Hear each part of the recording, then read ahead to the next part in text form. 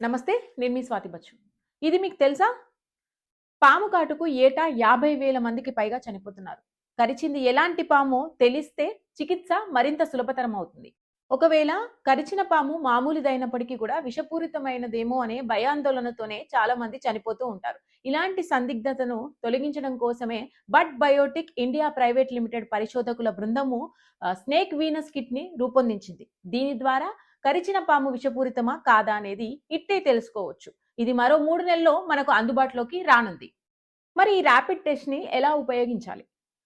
పాము కాటుకు గురైన వ్యక్తి కరిచిన చోట నుంచి 2 చుక్కల రక్తాన్ని సేకరించి ఈ కిట్ పైన వేసినట్లయితే 2 గీతలు ప్రత్యక్షమవుతే పాజిటివ్ అనగా కరిచిన పాము విషపూరితమని, అలాగే 2 గీతలు కనిపించకపోతే అది నెగెటివ్ కరిచిన పాము విషపూరితం కాదని నిర్ధారణకి రావచ్చు.